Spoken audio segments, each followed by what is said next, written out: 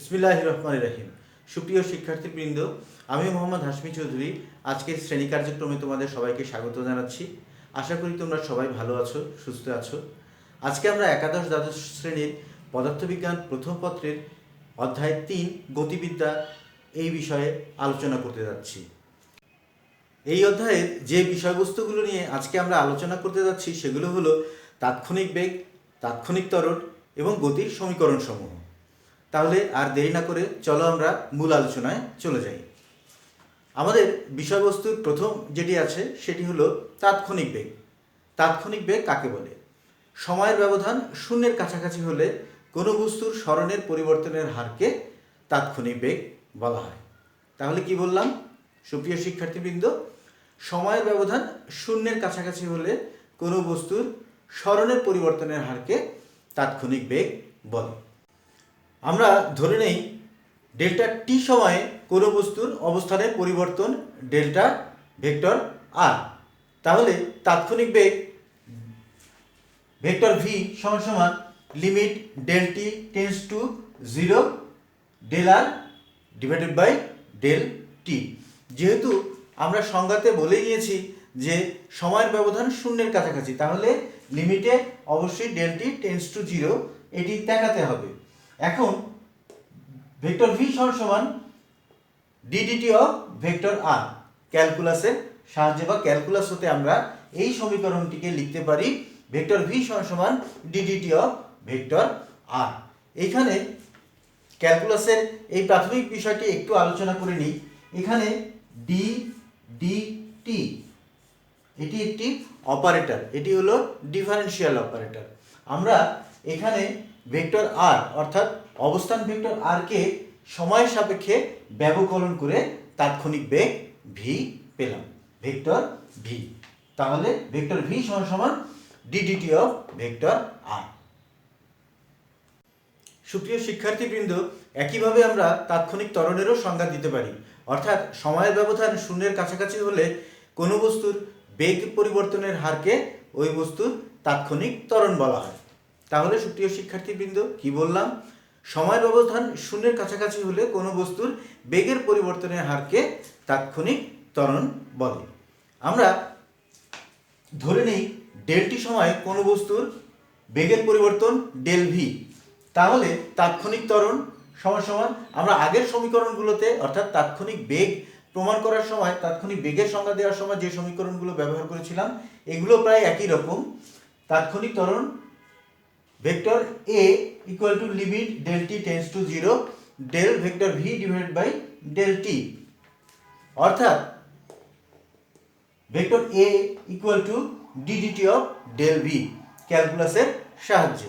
অর্থাৎ আমরা যদি বেগকে সময়ের সাপেক্ষে ব্যবকলন করি তাহলে তাৎক্ষণিক ত্বরণ পাই। সুপ্রিয় শিক্ষার্থীবৃন্দ, আমরা এবারে গতির প্রথম সমীকরণটি প্রমাণ করার চেষ্টা করব। ডিডিটি অফ এস সমান ভি, এই সমীকরণটি আমরা একটু আগে শিখলাম। ডিডিটি অফ এস অর্থাৎ দূরত্বকে যদি সময়ের সাপেক্ষে ব্যবকলন করি তাহলে বেগ পাই বা দ্রুতি পাই। এটিকে বেগের মান হিসেবে বিবেচনা করা যেতে পারে। তাহলে আমরা বাম পক্ষে কি লিখলাম? ds equal to V DT, অর্থাৎ এই যে নিচের অংশটুকু ডিটি আমরা ডান পক্ষে নিয়ে গেলাম। এখন পরবর্তীতে আমরা এখানে সমাকলন করলাম। সমাকলন হচ্ছে ক্যালকুলাসের আরেকটি গুরুত্বপূর্ণ অংশ।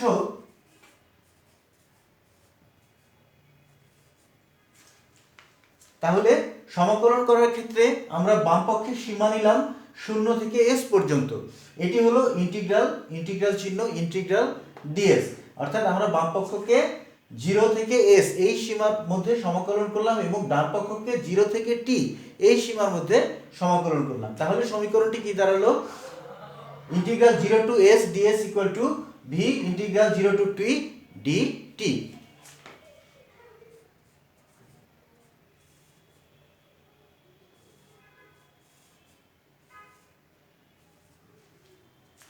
তাহলে সুপ্রিয় শিক্ষার্থীবৃন্দ, পরবর্তীতে আমরা কি লিখলাম? থার্ড ব্র্যাকেট দিয়ে s লিখলাম। কেন লিখলাম? ইন্টিগ্রাল ds ইন্টিগ্রাল ই ডিএস, অর্থাৎ আমরা ধরে নিই যে এর মাঝে একটা 1 আছে, ইন্টিগ্রাল 1 ডিএস বা ইন্টিগ্রাল ডিএস ইকুয়াল টু শুধু এস।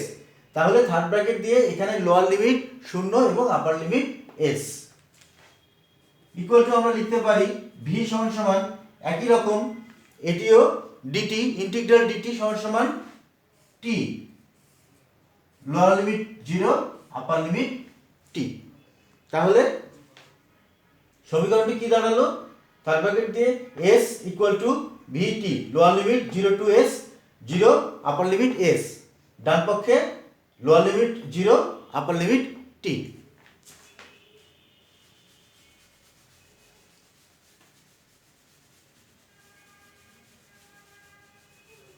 তাহলে আমরা এবারে লিমিটের মান বসিয়ে দেব। তাহলে আপার লিমিট সামনে মাইনাস লোয়ার লিমিট পেছনে equal to v upper limit সামনে lower limit minus lower limit. তাহলে সমীকরণটি কি দাঁড়ালো? s মাইনাস 0 সমান V T minus 0। s minus 0 কেন? আপার limit s minus 0 lower limit 0 equal to v T minus 0, upper limit T lower limit 0। তাহলে সমীকরণটি শেষ পর্যন্ত আসে s ইকুয়াল টু ভি টি। এই সমীকরণটি আমরা সকলেই জানি, সকলেই চিনি। তারপরে এই সমীকরণটি আবার নতুন করে একটু দেখানোর দরকার আছে, কারণ এই সমীকরণটির প্রমাণ এভাবে শিখলে একই সাথে ক্যালকুলাসের যে প্রাথমিক ধারণাগুলো পদার্থবিজ্ঞানের অন্যান্য অধ্যায়ে প্রায় সবখানেই ক্যালকুলাসের ব্যাপক প্রয়োগ রয়েছে, তাহলে আমরা গতির সমীকরণগুলো প্রমাণ করার সাথে সাথে একই সাথে ডিফারেন্সিয়েশন এবং ইন্টিগ্রেশন এই দুটো বিষয়ই মোটামুটি শিখতে পারি এবং আমাদের ভিত্তিটাও মজবুত হয়। তাহলে সুপ্রিয় শিক্ষার্থীবৃন্দ, আমাদের প্রথম সমীকরণটি আসলো s equal to v t. ক্যালকুলাসের সাহায্যে ত্বরণ a কে এই সমীকরণ দ্বারা প্রকাশ করা যায় ddt of v equal to a, অর্থাৎ বেগকে সময় সাপেক্ষে ব্যবকলন করলে ত্বরণ পাওয়া যায়। পরবর্তী লাইনে আমরা লিখতে পারি implies that dv equal to a dt, অর্থাৎ এই নিচের dt অংশটি আমরা ডান পাশে নিয়ে গেলাম। এখন সমাকলন করে আমরা এখানে লিখলাম integral v naught to v, অর্থাৎ লোয়ার লিমিট দিলাম v naught, upper limit v, অর্থাৎ বস্তুটি যখন যাত্রা শুরু করে বা বস্তুটির আদি বেগ আমরা ধরলাম v নট এবং শেষ বেগ v, dv equal to a integral 0 to t dt, অর্থাৎ গতিকালের শুরুতে 0 এবং শেষে t, এবং গতিকালের শুরুতে বেগ আদি বেগ v নট এবং শেষ বেগ v। তাহলে আমরা পরবর্তী লাইনে লিখতে পারি v থার্ড ব্র্যাকেট দিয়ে lower limit v naught upper limit v। এটি কেন? কারণ integral dv equal to v। অনুরূপভাবে a ইকুয়াল টু আমরা লিখতে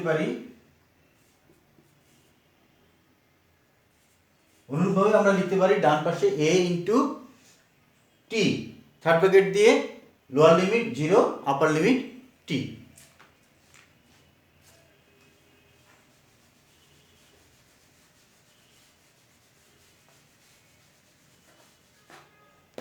তাহলে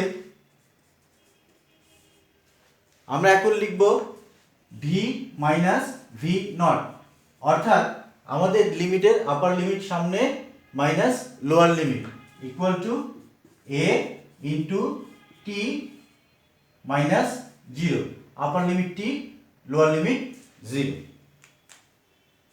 তাহলে v minus v not equal to a t।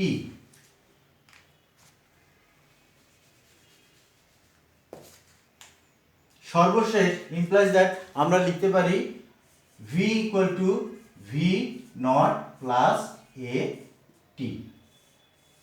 এই সমীকরণটি আমাদের পরিচিত, কিন্তু আমরা ক্যালকুলাসের সাহায্যে এই সমীকরণটি এভাবে দেখাতে পারি v equal to v not plus a t।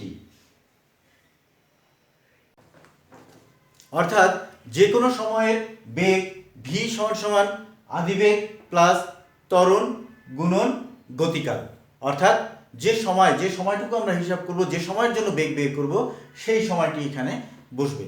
তাহলে আমরা আবার বলতে পারি যে বেগ v সমান সমান আদিবেগ যোগ ত্বরণ গুণন সময়। গতির তৃতীয় সমীকরণটি প্রমাণের ক্ষেত্রে আমরা আবার এই সমীকরণটি ব্যবহার করব। ddt of s equal to v implies that ds equal to v dt implies that ds equal to v naught plus at। আমরা একটু আগে যে সমীকরণটি প্রমাণ করলাম, অর্থাৎ শেষ বেগ সমান সমান আদিবেগ যোগ ত্বরণ গুণন গতিকাল, এই সমীকরণটি v এর জায়গায় এখানে আমরা বসাবো। v naught plus at into dt, dt আগের সমীকরণ থেকে এখানে চলে এলো। implies that ds equal to আমরা dt টা আলাদা করে দিলাম, অর্থাৎ v naught এর সাথেও দিলাম আবার at এর সাথেও দিলাম। তাহলে সমীকরণটি কি দাঁড়ালো? implies that ds equal to v naught dt plus at dt। এখন আমরা এই সমীকরণের উভয় পক্ষকে সমাকলন করব। তাহলে সমাকলন করে পাবো ইন্টিগ্রাল ds, এখানে আমরা সীমা দিলাম 0 থেকে s, 0 to s, lower limit 0 upper limit s, equal to v naught 0 to t integral dt plus a t dt, এখানেও lower limit 0 upper limit t।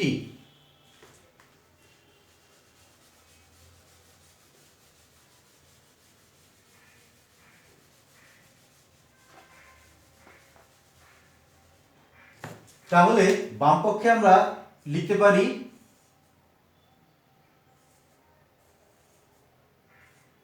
Third bracket দিয়ে s 0 to s,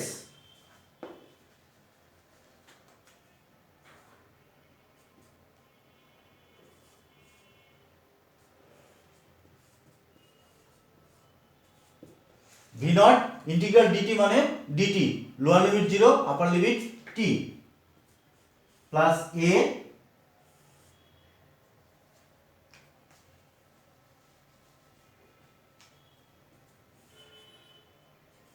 t square by 2 0 to t, এখানে t dt integral আমরা জানি x to the power n dx equal to x to the power n plus 1 divided by n plus 1। এই সমীকরণ অনুসারে আমরা এখানে পেতে পারি t dt, তার মানে t এর উপরে পাওয়ার 1, সেই হিসাবে t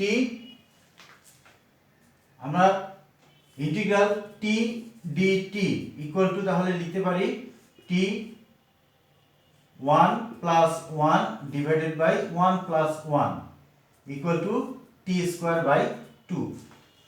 অর্থাৎ এই যে এখানে আমি t স্কয়ার বাই 2 লিখলাম, সেটি লিখলাম কিভাবে? Integral x to the power n dx equal to x to the power n plus 1 divided by n plus 1, এই সূত্র অনুযায়ী। তাহলে integral t dt equal to কি হবে? t to the power 1 plus 1 divided by 1 plus 1, কেন? কারণ t এর উপরে পাওয়ার হলো 1, equal to t to the power 2 divided by 2। তাহলে আমাদের ইন্টিগ্রাল t dt সমান সমান আমরা কি লিখতে পারি? লিখতে পারি t স্কয়ার বাই 2।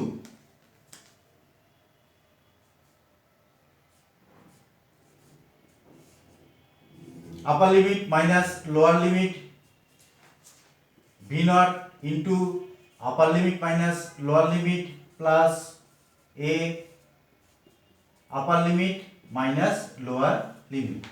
তাহলে এখানে আমরা কি লিখলাম? a t স্কয়ার বাই 2, অর্থাৎ আপার লিমিট যেটি এখানে আছে এর ভিতরে যে চলকটি আছে তার সাথে তার উপরে যদি বসে তাহলে যা ছিল তাই থাকলো, মাইনাস 0, কারণ লোয়ার লিমিট 0 হওয়ার কারণে এখানে মাইনাস 0।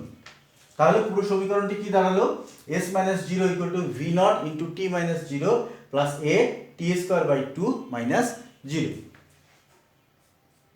এখান থেকে আমরা লিখতে পারি s equal to v naught t plus half a t square. এটি গতির তৃতীয় সমীকরণ। সুপ্রিয় শিক্ষার্থীবৃন্দ, এই সমীকরণটির সাথে আমরা পরিচিত, কিন্তু এই সমীকরণটি ক্যালকুলাসের সাথে দেখাতে গেলে আমাদের একই সাথে ডিফারেন্সিয়েশন এবং ইন্টিগ্রেশন দুটো বিষয় সম্পর্কে একটু একটু করে জানা হয় এবং আমাদের ভিত্তিটা মজবুত হয়। আমাদের আসলে S equal to V naught T plus half A T square এই সমীকরণটি জানলেই চলে, কিন্তু তারপরেও ক্যালকুলাসের ব্যবহার এই সমীকরণগুলো প্রমাণের ক্ষেত্রে অনেক বেশি হওয়ার কারণে এই সমীকরণটি এভাবে প্রমাণ করে দেখানো হলো। তার মানে এই সমীকরণটি কি হলো, দূরত্ব সমান আদিবেগ গুণন সময় বা গতিকাল যোগ হাফ ইন্টু ত্বরণ গুণন গতিকালের বর্গ। তাহলে যে কোনো সময় অতিক্রান্ত বস্তু কর্তৃক অতিক্রান্ত দূরত্ব, একটি গতিশীল বস্তু কর্তৃক অতিক্রান্ত দূরত্ব কি হবে, S equal to V naught T plus half A T square. সুপ্রিয় শিক্ষার্থীবৃন্দ, পরের সমীকরণটি প্রমাণের ক্ষেত্রে আমরা এই সমীকরণটি দিয়ে শুরু করব, d dt of v equal to এ।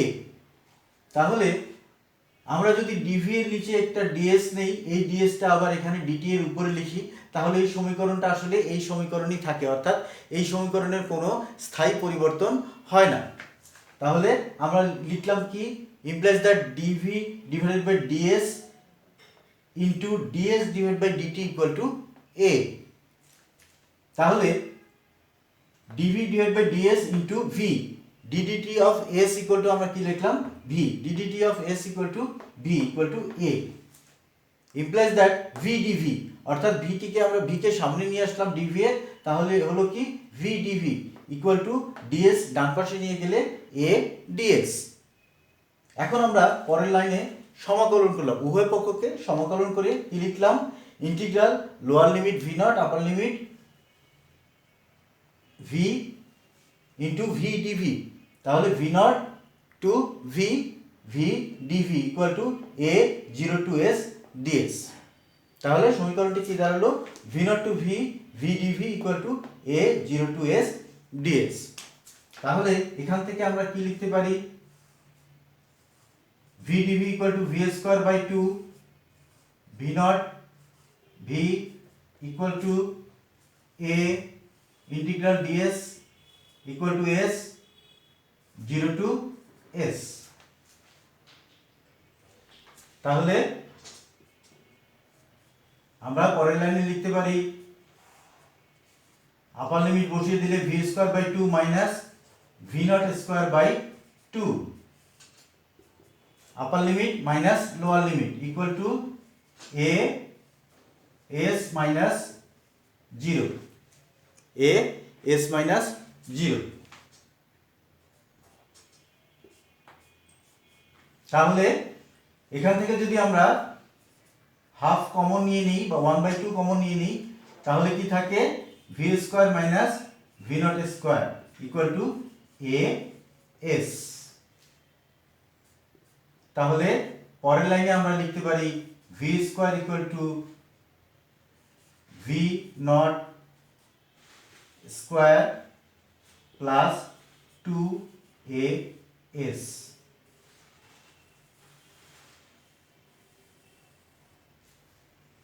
এই লাইনে আমরা কি করলাম, টুটাকে বাম পক্ষ থেকে ডান পক্ষে নিয়ে গেলাম, টু এ এস, তারপরে এই ভি নট স্কোয়ারটা এদিকে মাইনাস হিসেবে ছিল, সেটিকে আমরা ডান দিকে নিয়ে গেলাম। তাহলে পুরো সমীকরণটি কি দাঁড়ালো, V square equal to V naught square plus two A S, অর্থাৎ শেষ বেগের বর্গ সমান সমান আদি বেগের বর্গ যোগ 2 গুণন ত্বরণ গুণন বস্তু কর্তৃক অতিক্রান্ত দূরত্ব।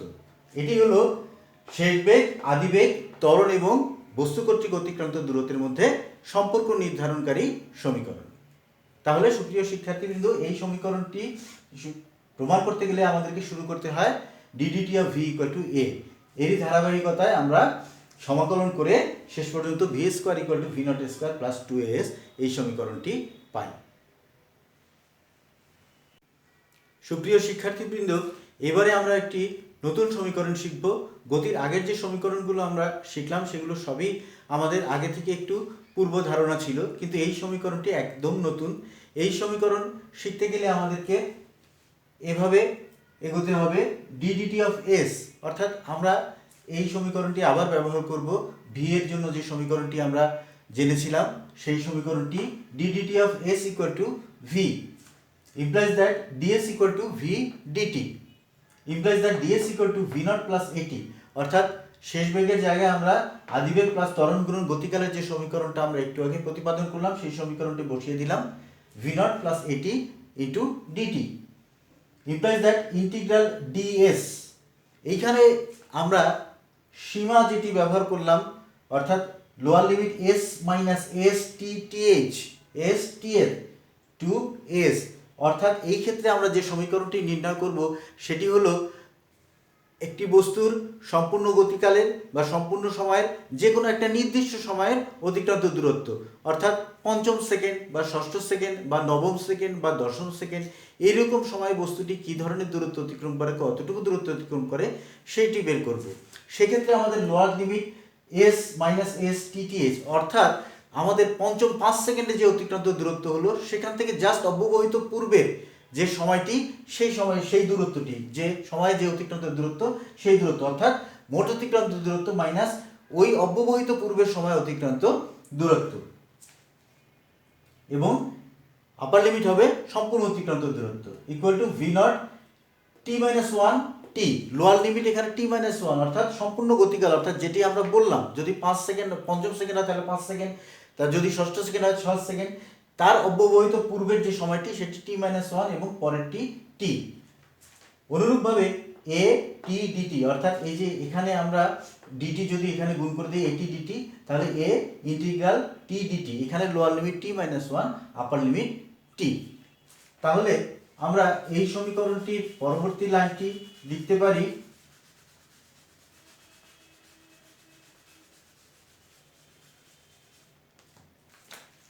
Integral DS equal to S lower limit S minus S T T H upper limit S equal to V not integral DT T lower limit T minus one upper limit টি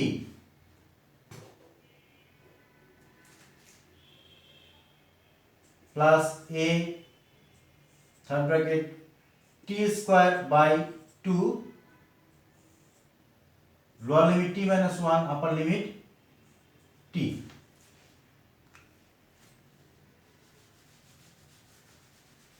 তাহলে সুপ্রিয় শিক্ষার্থীবৃন্দ তোমরা একটু উঠিয়ে নাও খাতায়,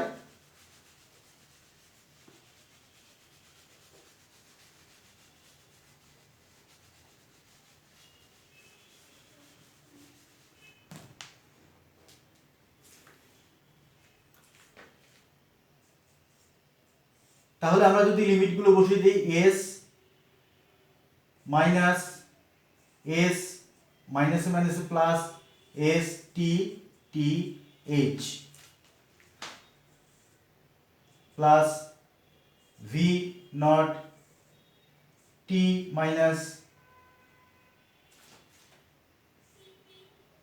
টি minus one upper limit minus lower limit plus এ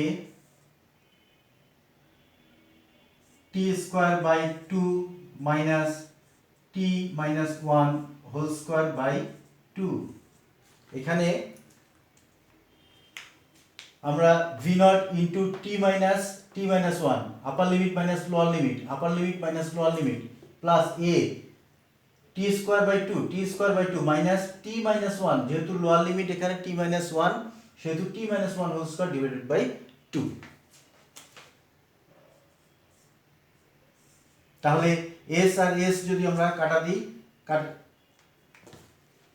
সেক্ষেত্রে লিখতে পারি s T T h equal to V naught T minus t plus one plus A T square by two minus t square minus two t plus one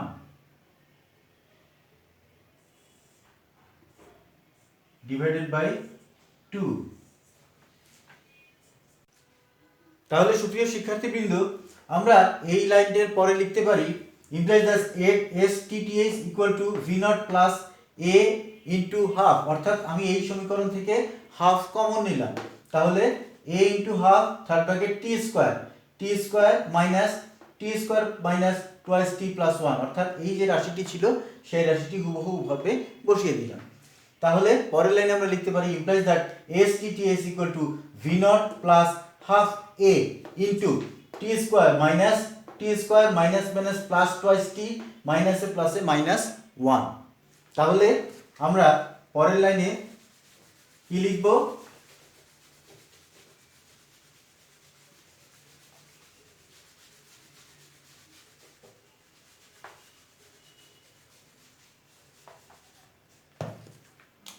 তাহলে S T T h equal to V naught plus half a into এই টি square এবং এই টি square যদি cancel হয়ে যায় তাহলে কি লেখা যায় টোয়াইস টি মাইনাস ওয়ান।